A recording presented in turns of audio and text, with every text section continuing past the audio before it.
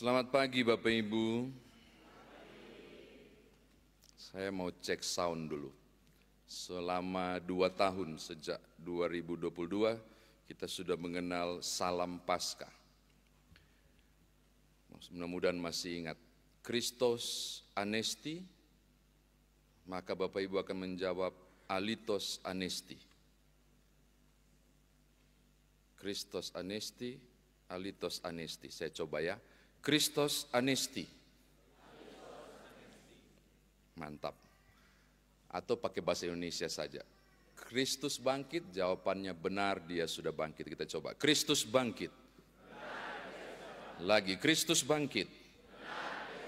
Yes. Bolehkah dengan senyum memberi salam kanan kiri muka belakang? Katakan damai sejahtera bagimu. Saya malah melihat dari mimbar ada yang tetap setia walaupun jemaat tamu tapi datang ke sini. Itu baris kedua, blok yang kedua. Luar biasa, saya tidak yakin bahwa ini hanya 290 sesuai data panitia. Sepertinya lebih dari itu karena balkon pun ada. Puji Tuhan. Bapak Ibu, hanya ada beberapa catatan tentang teks ini. Yang pertama kita perlu cari tahu siapakah yang datang ke kubur itu. Kalau kita membuka kalimat-kalimat yang muncul dari ayat 1 sampai 9, mereka siapa? Kita menemukan di ayat 10. Yang dimaksud dengan mereka, tolong lihat ayat 10, perempuan-perempuan itu ialah Maria dari Magdalena, Yohana, Maria ibu Yakobus, dan perempuan lain yang bersama mereka. Mereka yang memberitahukannya kepada rasul-rasul. Tadi pagi subuh, kira-kira bapak-bapak atau mama-mama yang duluan bangun? Ya, para PKB teriak bapak-bapak dengan lantang, ibu-ibu bilang mama-mama. Kalau di Pastori 2, ini Pastori 2 di situ Bapak Ibu, kami nginap tadi malam. Di Pastori 2, istri saya yang duluan bangun. Tapi saya yang matikan alarm, dan dia yang bangun. Jadi saya terkategori juga bangun. Pertanyaan sederhana ini kenapa saya sampaikan? Karena di mana para rasul? Bukan tidur Bapak Ibu. Mereka terpuruk dalam duka. Karena seyogyanya, andai kata mereka mengingat 3 kali informasi, kalau Bapak Ibu baca Injil Matius ya, pemberitahuan pertama tentang kematian kebangkitan Kristus, pemberitahuan kedua tentang kematian Kristus, pemberitahuan ketiga tentang kematian Yesus, berarti paling tidak dalam Injil kita menemukan Tuhan Yesus 3 kali kasih warta jemaat ke mereka bahwa saya anak manusia akan mati tapi pada hari ketiga bangkit. Anak manusia akan mati, hari ketiga bangkit.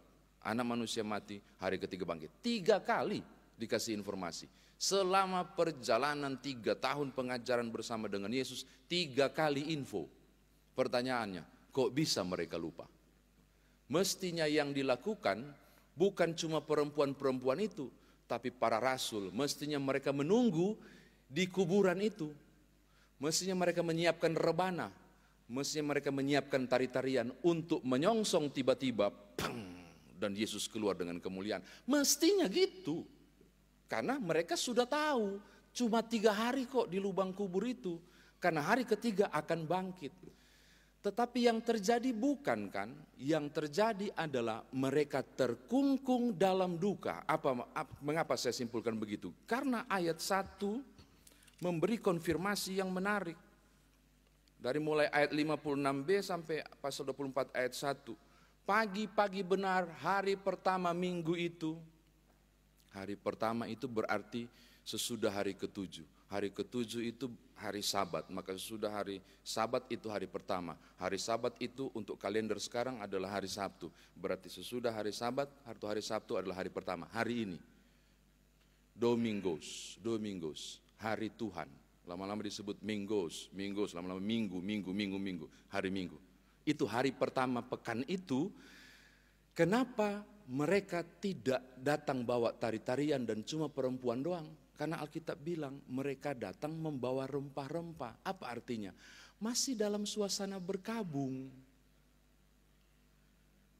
Kenapa rempah-rempahnya baru dibalsemin, Yesus baru dirempahin? Dalam tradisi Yahudi itu merempahi itu adalah bentuk ungkapan duka. Karena waktu Yesus mati, wafat, penghormatan itu tidak sempat. Buru-buru diturunkan, lalu segera bawa ke tempat kuburannya Yusuf Arimatea, langsung ditutup. Mengapa? Karena semua masuk Sabat, tidak boleh beraktivitas. Yesus tidak sempat dirempahi. Apa artinya? Para pelayat belum sempat berkabung. Kapan momen berkabungnya akhirnya? Sesudah hari Sabat. Kapan itu? Hari Minggu, hari pertama. Maka kenapa para perempuan datang bawa rempah-rempah? Momen perkabungan. Mereka lupa momen kebangkitan. Jadi mestinya bukan rempah-rempah yang dibawa, tapi rebana dan tari-tarian. Makanya tidak heran hal kedua. Yang diucapkan para malaikat adalah, ingatlah, waktu di Galilea dia sudah kasih tahu. Coba kan Bapak Ibu baca kan teks tadi itu. Malaikat ngomong, ingatlah, di Galilea kan sudah dikasih tahu. Pada hari ketiga dia akan bangkit baru. Oh, baru nge. Ini catatan saya yang kedua. Yang ketiga yang tidak kita baca Bapak Ibu.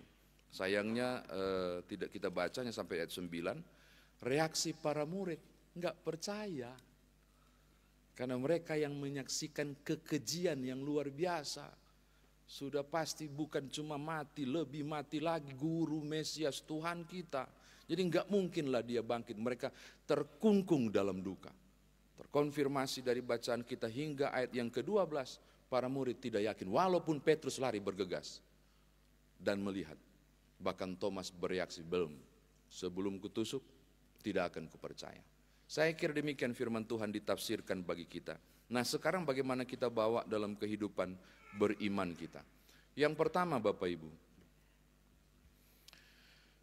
duka yang besar, kepedihan yang besar akan menghalangi para murid untuk mengalami sukacita kebangkitan Kristus. Bahwa mereka tetap ada di momen Jumat Agung. Mereka tidak ada pada momen Pesak, Paskah, di mana kesukaan dan kesukacitaan terjadi. Mengapa? Karena duka cita terlalu besar. Hal pertama ini juga mau disampaikan kepada Bapak Ibu. Siapapun saudara, yang barangkali ada selubung yang menutupi iman dan pengharapan Bapak Ibu, duka, kesakitan. Ini kita live streaming, saya berharap teman-teman warga jemaat yang tidak dapat beribadah, GPIB Karis, jemaat kita yang sedang sakit tetap mendengarkan dan ikut beribadah di YouTube. Saya mau sampaikan terutama kepada mereka, kiranya sukacita dan kuasa kebangkitan menjadi bagian kehidupan saudara yang sedang terbaring sakit. Saya dengar sedang ada proses kemoterapi beberapa rekan-rekan kita. Tidak menghalangi saudara untuk merasakan sukacita. Penghalang utama adalah rasa duka, keputusasaan, kehilangan pengharapan, seperti para murid. Hari ini firman Tuhan mau kasih tahu, Kristus sudah bangkit. Bersoraklah, bersukacitalah, pergumulanmu, dukamu, sakitmu tidak menghalangi saudara untuk menerima berita kebangkitan ini dan kesukacitaan ini. Ini yang pertama. Yang kedua Bapak Ibu, saya senang membaca yang dilakukan oleh para murid, khususnya para ibu-ibu yang datang di kubur itu. Hal pertama yang mereka buat setelah mendapatkan informasi itu adalah bergegas pulang dan menyampaikan kepada rasul-rasul. Maka poin kedua mau katakan yang sama. Menjadi pembawa berita kebangkitan adalah tugas saudara dan saya untuk menyampaikan kepada dunia bahwa Kristus sudah bangkit. Maka hal pertama setelah kita bersukacita di tempat ini, yang kita buat adalah membuat orang lain di luar sana meyakini bahwa Kristus sudah bangkit. Tugas Bapak, Ibu, dan saya adalah seperti para perempuan yang langsung balik kanan, tidak jadi merempahi jenazah karena jenazah yang sudah enggak ada. Lalu datang kepada para rasul dan memberitakan berita pertama itu, bahwa Kristus sudah bangkit. Jadilah pemberita tentang Paskah, tentang kebangkitan. Persoalannya adalah, ini di YouTube saya harus berhati-hati mengucapkannya supaya tidak menyinggung siapapun yang non-Kristen. Sulit membuat mereka di luar sana percaya bahwa Kristus sudah bangkit. Kadang untuk mengatakan sudah bangkit pun tidak dipercaya, sulit dipercaya. Lebih parah lagi akan sulit dipercaya kalau mereka tidak yakin bahwa yang tergantung itu Yesus Kristus. Susah. Lalu bagaimana kita mau buat supaya orang meyakini Kristus sudah bangkit? Tahun lalu saya ingat sekali saya menyampaikan di mimbar Karis. Tuhan Yesus membuktikan bahwa dia sudah bangkit, bukan kubur kosong. Karena kubur kosong bisa berarti jenazahnya dicuri. Kan itu kan yang dibuat oleh para pemuka agama. Sampaikanlah jenazah dicuri, walaupun tidak mungkin karena ada segel kaisar. Itu propaganda yang aneh. Jadi kalau bilang bukti Yesus sudah bangkit kubur kosong, bisa dibilang iya karena jenazah dicuri. Lalu bagaimanakah Yesus meyakinkan bahwa dia sudah bangkit? Apa bukti dia sudah bangkit? Yesuslah buktinya. 40 hari menampakkan diri kemana-mana. Kebangkitan Yesus dibuktikan dari orang berjumpa dengan Yesus. Maka saya mau katakan hal yang sama kepada Bapak Ibu. Pulanglah untuk membuktikan Yesus sudah bangkit. Tidak perlu membacakan teks kebangkitan Yesus. Kadangkala jadi polemik, orang tidak akan percaya. Maka yang saya mau bilang adalah, buatlah orang itu mengalami perjumpaan dengan Yesus. Ulangi, buatlah orang itu mengalami perjumpaan dengan Yesus. Bagaimana caranya? Yesus di surga, bagaimana meminta dia berjumpa dengan orang-orang yang saudara targetkan? Gampang. Paulus bilang, hidupku bukan aku lagi, tapi Kristus yang hidup di dalam aku. Maka biarlah hidup saudara menampakkan Kristus. Supaya ketika orang berjumpa dengan saudara, orang berjumpa dengan Kristus. Tutur kata, pola laku, tingkah laku kita benar-benar mencerminkan, menjadi surat Kristus yang terbuka. Supaya di mana ada perjumpaan dengan orang lain, di situ orang tahu mereka mengalami perjumpaan dengan saudara plus dengan Kristus yang hidup di dalam saudara. Selamat Paskah, Kristus sudah bangkit, benar dia sudah bangkit. Haleluya, amin.